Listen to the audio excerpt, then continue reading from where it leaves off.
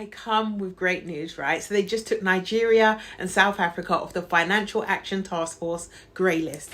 And actually that sounds a little bit boring, doesn't it? But trust me, it's a huge move, right?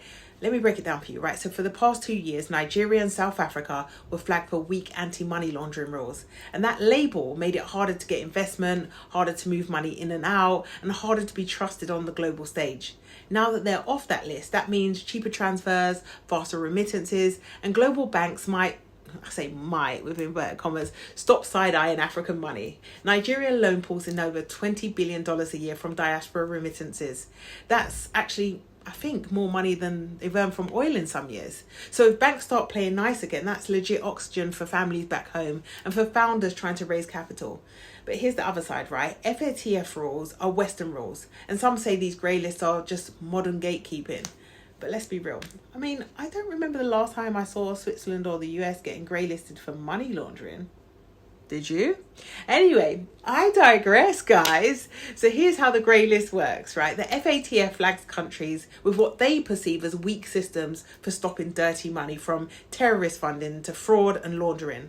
Once you're on the list, global banks and investors are like, mate, not touching you with a barge pole, and they all pull back. You get extra checks, extra scrutiny, and basically it's the financial version of a travel ban. Obviously, this is a simplified breakdown. The FATF grey list rules are a little bit more nuanced than that, but the power of it is this, right? FATF doesn't just regulate money, it decides who's trustworthy. If they say that your system's risky, the whole world is going to act like your money's dirty by default. And let's not get it twisted, FATF compliance means let us in, but behind the curtain it also means maybe please let us rebuild the pipes and take a cut of every dollar that's moving. You can't tax what you can't track, can ya? Anyway, economic control or just diplomacy?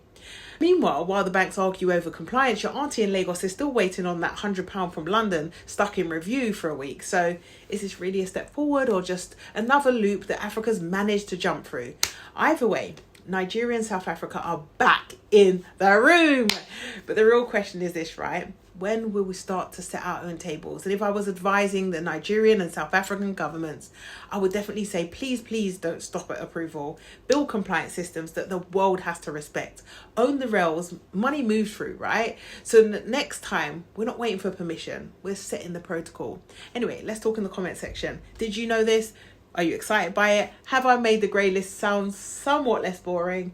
And what are your thoughts?